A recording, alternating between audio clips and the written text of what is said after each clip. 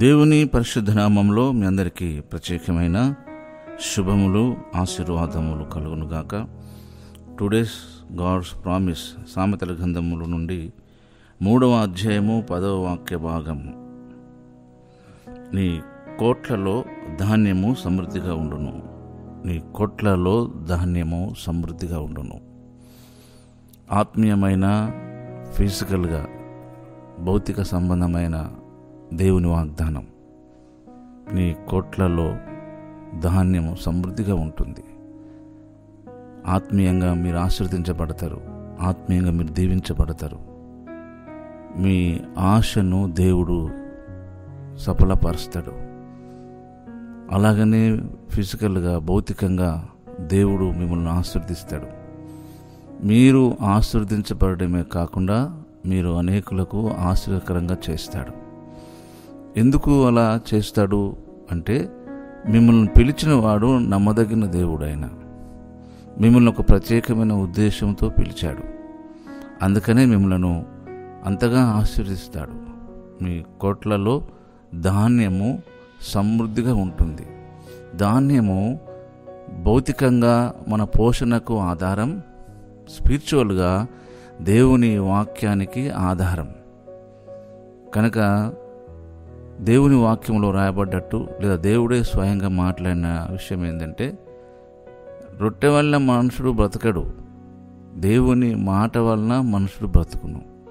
కనుక ధాన్యము దేవుని వాక్యానికి గుర్తు. అలాగనే భౌతికంగా మనకు ఆహారానికి గుర్తు.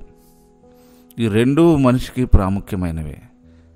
కనుక దేవుడు మిమ్మల్ని ఫిజికల్గా ఆశీర్వదిస్తాడు, స్పిరిచువల్గా ఆశీర్వదిస్తాడు. కనుక వాక్యము, ఆజ్ఞ, వాగ్దానము మన జీవితంలో మనల్ని ఉన్నతమైన స్థితికి తీసుకెళ్ళడానికి దేవుడు అనుగ్రహించిన మార్గాలు, నిర్దేశకమైన సూత్రాలు మనకవి. కనుక నీ కోట్లలో ధాన్యము సమృద్ధిగా ఉంటుంది. ప్రస్తుతము మీరు భౌతికంగా అంతగా దీవించబడలేదేమో. ఒకవేళ మీకు దీవెన, ఆశీర్వాదం ఉన్నా మీకు సాటిస్ఫాక్షన్ లేదేమో. మిమ్మల్ని సంతృప్తిగా దేవుడు మిమ్మల్ని ఆశీర్వదిస్తాడు, ఆత్మీయంగా ఆశీర్వదిస్తాడు. కనుక దేవుని వాగ్దానాన్ని ప్రతిరోజు దేవుని సన్నిధిలో గుర్తుపెట్టుకొని, దేవా, మా కోట్లలో ధాన్యము సమృద్ధిగా ఉండునన్నావు, మమ్మల్ని ఆశీర్వదించండి, ఆర్థికంగా, ఆత్మీయంగా దీవించండి అని మీరు దేవుని వాగ్దానం మీద దృష్టి పెట్టండి. మీ కష్టం మీద, మీకున్న సోర్సెస్ మీద ఆధారపడకండి. దేవుని వాక్యము దేవుని పక్షంగానే మీ జీవితంలో నెరవేర్చి మిమ్ములను ఆయనకు సమీపస్తులుగా చేస్తాడు. కనుక మీ కోట్లలో ధాన్యము సమృద్ధిగా ఉండును. పరిశుద్ధుడైన మా తండ్రి, మీకు వందనాలు చెల్లిస్తున్నాం. ఈ వాగ్దానం కొరకై నిన్ను స్తుతిస్తున్నాం. మా కోట్లలో ధాన్యమును సమృద్ధిగా అనుగ్రహించువాడు.